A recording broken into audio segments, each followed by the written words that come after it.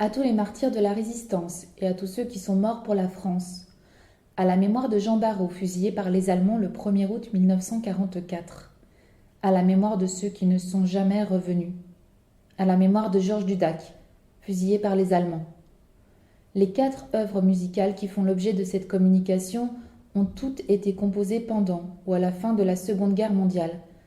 Henri Tomasi, comme ses contemporains Henri Barrot, Paul Armat et Elsa Baren, a voulu rendre hommage aux hommes et aux femmes qui se sont battus et ont résisté pendant cette période tragique de l'histoire. Alors en proie à une crise mystique intense, c'est dans la foi qu'Henri Tomasi se réfugie pour écrire son requiem. Il utilise volontairement le terme de martyr dans la dédicace de son œuvre, alors que Barrot, Armat et Baren choisissent la mention « à la mémoire de ». Ce terme de martyr est ici utilisé au sens large pour désigner les victimes engagées dans le combat, mais ce choix n'est sans doute pas anodin par rapport à l'écriture d'un requiem et cette crise mystique qu'Henri Tomasi traversait alors. Barrot, Armat et Baren préfèrent quant à eux se souvenir. Ils utilisent le terme de mémoire, soit pour évoquer un être cher, soit pour se rappeler d'un résistant, ou encore pour rendre un hommage universel à tous ceux qui ne sont jamais revenus. Pour écrire ces œuvres hommages, ces 4 musiciens ont tous été personnellement affectés et ont voulu témoigner des atrocités de la guerre en composant, pour ne pas oublier, des œuvres mémoire. Dans une première partie, nous verrons quelle sera la source d'inspiration d'écriture et la jeunesse de ces œuvres. Nous nous intéresserons ensuite à la manière dont les compositeurs vont s'exprimer musicalement pour traduire l'hommage qu'ils souhaitent rendre aux dédicataires de leurs œuvres. Tomasi sera ainsi comparé à ses pairs, et cela nous permettra de replacer le requiem dans son contexte au regard des œuvres de ses contemporains. Les 4 œuvres étudiées ont toute la spécificité de vouloir rendre hommage. Un des points de concordance est également le fait que chacune mette en musique un texte. Henri Tomasi sera le seul compositeur à s'intéresser à un écrit purement liturgique. Comme nous l'avons souligné lors de l'introduction, il a traversé pendant plusieurs années une crise mystique, correspondant à la période de la Seconde Guerre mondiale. C'est plus particulièrement à partir de 1940, en effet, et jusqu'en 1944 que Tomasi écrit des œuvres religieuses. C'est aussi à cette période qu'il se retire régulièrement au monastère de la Sainte-Baume, où il commencera à écrire son requiem en 1943. Mais à la fin de la guerre, Henri Tomasi perd la foi et met fin à ses aspirations religieuses alors qu'il s'apprêtait pourtant à devenir moine. Son requiem est créé à Paris le 14 avril 1946 au théâtre du Palais de Chaillot par l'orchestre des concerts Pas de Loup et le chœur de la radiodiffusion française sous la direction d'Henri Tomasi. Il sera repris quelques mois plus tard en Allemagne, le 10 novembre 1946, toujours sous la direction du compositeur. Cette œuvre est ensuite sciemment oubliée par Tomasi. Elle sera redécouverte en 1994 par Frédéric Ducrot-Malmazet et enregistrée en 1996. À la demande de Claude Tomasi, au titre de Requiem sera ajouté Pour la paix. Pourquoi Tomasi renia-t-il cette œuvre pourtant louée à l'époque de sa création ? Sans doute à cause de son genre purement religieux et au renoncement de sa foi. On peut d'ailleurs peut-être imaginer quelques prémices à cet abandon dans la composition même de l'œuvre qui ne comporte pas d'in paradisium. Même si Henri Tomasi perdit la foi, il n'en est pas moins resté toute sa vie un être profondément mystique, engagé et humaniste, ce que d'autres communications viendront sans doute attester. La deuxième œuvre qui va nous intéresser est celle d'Henri Barrot, compositeur français né un an avant Henri Tomasi. En parallèle d'une carrière administrative intense, Henri Barrot continua toute sa vie de composer. Avec le mystère des Saints Innocents, il rend hommage à un être cher, son frère Jean, né en 1906, loué dans la Résistance, fusillé le 1er août 1944 au camp militaire de Souges, en Gironde. Pour écrire son œuvre, Barrot s'inspire d'un texte de Charles Péguy qu'il connaissait depuis 1941, date à laquelle Manuel Rosenthal lui aurait conseillé d'écrire une œuvre sur le sujet. En 1944, Henri Barrot est donc confronté à une perte terrible, celle de son petit frère. Il apprend sa mort dans la soirée du 13 septembre par François Mauriac. Il écrira à ce sujet de nombreuses années plus tard. « Il ne m'est jamais arrivé au cours de toute mon existence de recevoir un choc aussi terrible, et il m'est impossible aujourd'hui encore d'en faire la description par écrit. Ce que je ressentais, c'était plus que la perte d'un frère, celle tout autant d'un fils, car je lui avais longtemps servi de père lors de la grande crise d'une adolescence qui, au débouché d'une éducation démente, l'avait conduit au bord du suicide. Le lien entre nous était d'un caractère unique et sa rupture me laissait une blessure profonde. Toujours est-il que Barrow ne choisit sans doute pas l'œuvre de Charles Péguy de manière anodine pour rendre hommage à ce petit frère trop tôt disparu. Écrivain et poète, Péguy est mort à l'âge de 41 ans, alors qu'il était mobilisé en tant que lieutenant de réserve au début de la Première Guerre mondiale. Il laisse derrière lui une œuvre singulière, dont un triptyque d'inspiration mystique. Le deuxième volet, intitulé Le mystère des saints innocents, est un poème en prose publié en 1912. Comme dans ses deux premiers mystères, Péguy fait dialoguer une religieuse, Madame Gervaise, et la jeune Jeanne d'Arc. Écoutons le début de l'œuvre d'Henri Barrow et ce dialogue entre les deux femmes.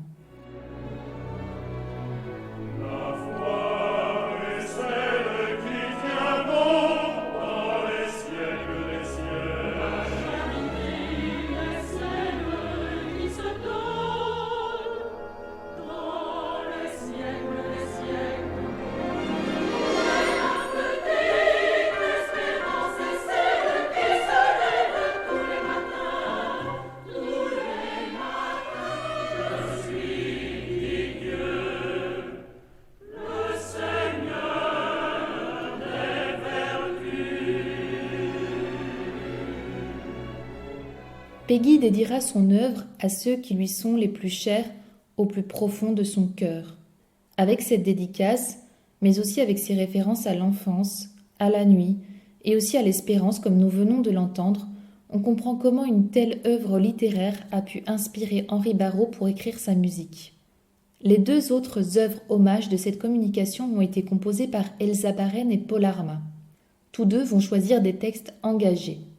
Né en Hongrie dans une famille juive le 22 octobre 1904 sous le nom d'Imre Weishaus, Paul Arma étudie à l'Académie Franz Liszt de Budapest de 1920 à 1924, où il y reçoit les enseignements de Béla Bartók. Après avoir sillonné les États-Unis de 1927 à 1929 pour se produire en tant que pianiste et faire découvrir au public américain des œuvres d'avant-garde, il ressent la nécessité en 1930 de rejoindre le continent européen. Il revient tout d'abord à Paris, puis retourne en Hongrie, en Autriche, avant de s'installer en Allemagne. Menacé de mort par le régime nazi le 16 mars 1933, il s'enfuit et arrive en France quelques semaines plus tard. C'est alors pendant cette période qu'il change d'identité pour adopter le nom de Paul Arma, nom qui lui permettra de continuer à composer alors que l'on recherche Imre Weishaus. C'est pendant la période de l'occupation, ce temps du silence contraint, que Paul Arma compose ses 11 chants du silence pour rendre hommage à ceux qui ne sont jamais revenus. Il choisit des textes très hétérogènes mais tous empreints de liberté. Ces 11 textes dont s'inspire Paul Arma seront également illustrés par 11 peintres. C'est une volonté de Paul Arma d'unir les arts et cette volonté, on la retrouvera tout au long de sa carrière. Il raconte dans ses mémoires « J'ai commencé à écrire une série de mélodies que je veux appeler chants du silence. Silence parce que la liberté doit s'exercer dans le silence prescrit et parce que la vie essayant de continuer, il faut chanter ce silence pour faire entendre la vie. » Ces chants du silence de Paul Arma feront résonance avec un acte militant suivi par certains compositeurs.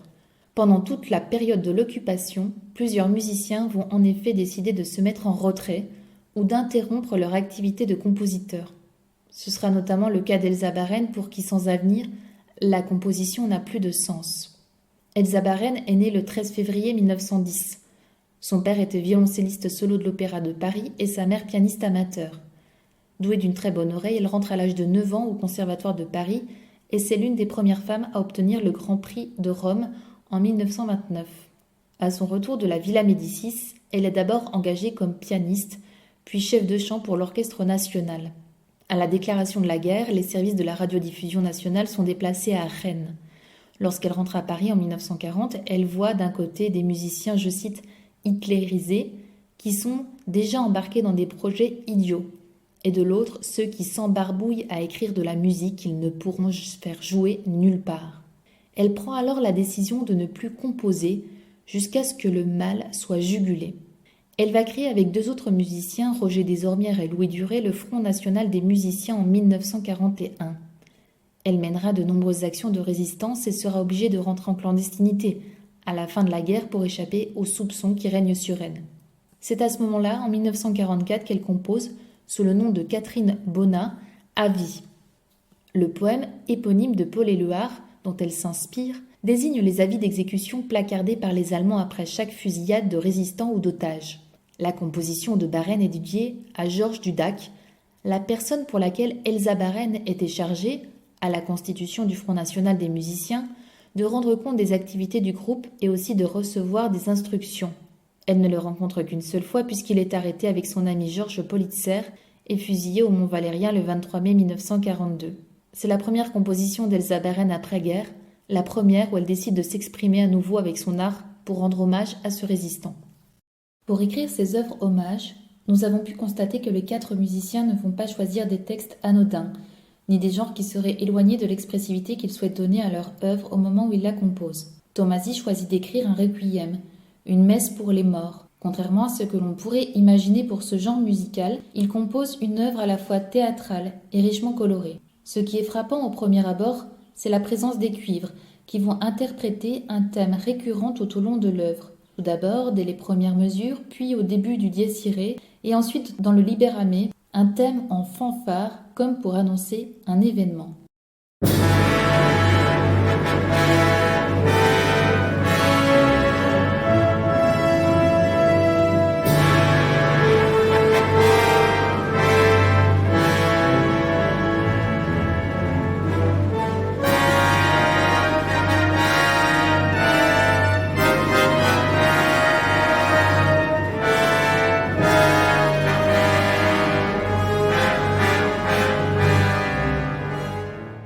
On trouve également dans l'Agnus Dei une sonnerie jouée par la première trompette avec une sourdine, ce qui apporte un effet d'éloignement, à la manière d'une musique de coulisses dans un opéra pour exprimer un tableau en parallèle. Dans la deuxième partie de ce thème, Tomasi ajoute des notes répétées sur un rythme constant à la harpe et la caisse claire, comme si le temps était compté.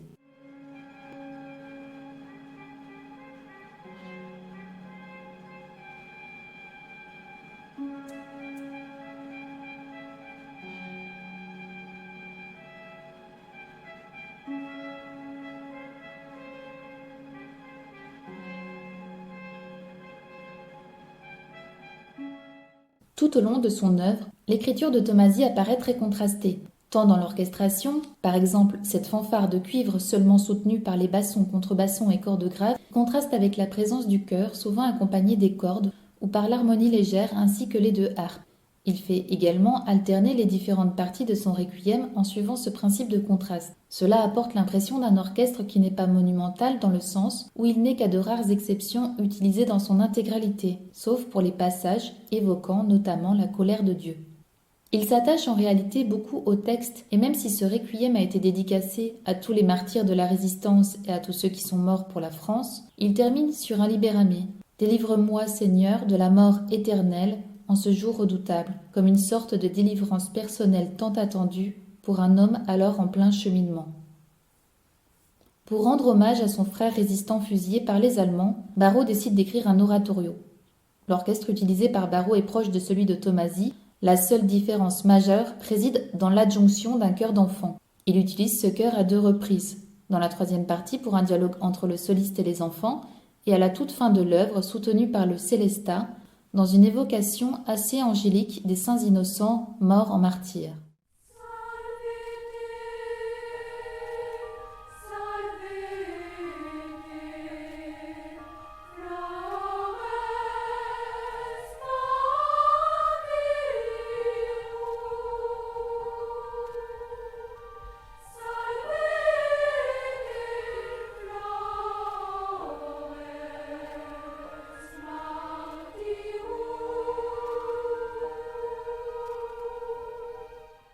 Dans l'œuvre de Barrault, on trouve également des passages très contrastés qui font alterner le chœur seul, le chœur et l'orchestre, un soliste accompagné par l'orchestre et l'orchestre seul. À la différence de Tomasi qui va utiliser la famille des cuivres pour faire résonner un thème qui reviendra tout au long de l'œuvre, Barrault les inclut dans l'orchestre pour apporter plus de puissance et venir étoffer et agrandir la masse orchestrale et ajouter ainsi une tension supplémentaire. Le mystère des Saints Innocents sera créé à Paris le 8 mai 1947 au Théâtre des Champs-Élysées. Dans ses mémoires, Barrault écrit « Parmi les musiciens, j'eus le sentiment d'avoir obtenu un consensus général et je vois encore Delvincourt me criant très fort, trop fort dans les couloirs. Il n'y a que vous pour faire une œuvre pareille. » Tout cela me paraît un peu excessif à distance. Mais je le raconte comme ça s'est passé, et si j'estime avoir fait mieux par la suite que cette partition inégale, je crois que dans le contexte du temps, elle avait de quoi faire un effet. Les deux derniers compositeurs qui nous intéressent n'ont pas écrit d'œuvres d'inspiration religieuse ni mystique, mais des œuvres sur des textes engagés. Paul Armas s'inspire de 11 poètes différents, 11 textes qui prônent la liberté et cette volonté universelle de vouloir rendre hommage à tous ceux qui ne sont jamais revenus. Bien qu'il ait été élève de Bartók et recueilli et collecté de nombreux chants traditionnels et issus du folklore français, les chants du silence ne sont pas d'essence folklorique. On trouve seulement dans Le roi avait besoin de moi un six-huit d'essence traditionnelle qui illustre parfaitement bien le texte de Fanny Clar sous une forme assez simple de chanson à couplets évoquant le laboureur qui ne veut pas aller à la guerre. Me l'a fait savoir par tambour, me fallait quitter mes labours pour aller au secours du roi qui avait grand besoin de moi. Devait lâcher. Les 11 mélodies de Paul Armas sont toutes traitées de manière très différente et personnelle. Tels les dessins réalisés pour chaque couverture s'adaptent parfaitement à chacun, la musique de Paul Armas s'approprie chaque texte pour y exprimer avec fidélité les quelques lignes de ses auteurs. Dans une interview réalisée pour le Journal Musica en 1965, Paul Armas écrira d'ailleurs au sujet des chants du silence « J'aime mes mélodies parce que j'espère y avoir exprimé ce que j'avais à dire ». Écoutons maintenant le début de Confiance sur un texte de Paul Éluard. Je n'entends pas parler des monstres, je les connais, ils ont tout dit.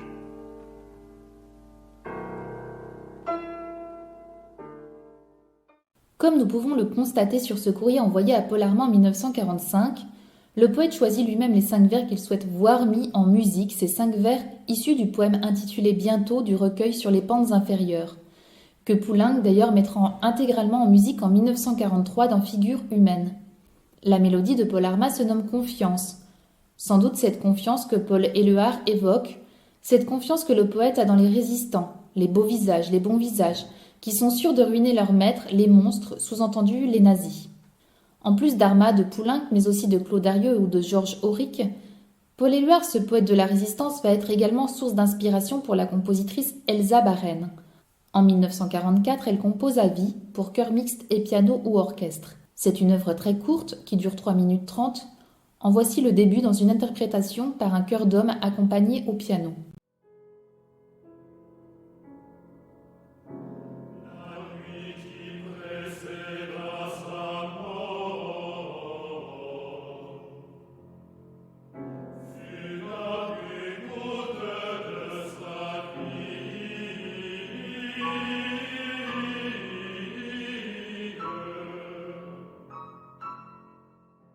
L'effectif orchestral est un peu plus restreint que pour les œuvres de Tomasi et Barrault.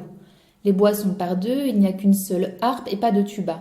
Tout l'orchestre est cependant mobilisé pour soutenir le chœur qui arrive à un certain climax lorsque le texte évoque le soutien que portent ses camarades aux résistants morts trop tôt, en l'occurrence Georges Dudac à qui Baren rend hommage.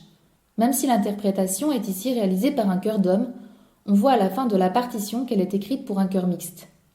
Le fait que tous interprètent la même ligne mélodique, sauf à la toute fin, donne un peu l'impression d'un chant de masse, tel qu'on pouvait en trouver à l'époque et notamment chez les communistes et les résistants en général. Le langage musical utilisé par Baren est tonal et la mélodie assez simple à retenir. La longueur de l'œuvre s'y prête particulièrement bien également. Baren, tout comme Tomasi, Barrault et Armas, écrit avec son propre langage, sans appartenance à une école en particulier. Du point de vue du langage musical utilisé, les 4 compositeurs qui nous intéressent ont tous cette liberté d'expression qui leur est propre. Frédéric Ducrot-Malmazy rappellera dans le livret de l'enregistrement du Requiem par Michel Picmal: tout cela fera dire à Louis Aubert que Thomasy appartient à cette race de musiciens qui suivent leur voie avec une indépendance que l'époque actuelle rendrait presque dangereuse.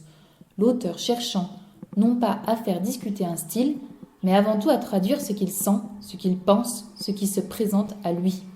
Henri Thomasy connaissait bien Elsa Baren, qu'il avait rencontrée au Conservatoire de Paris.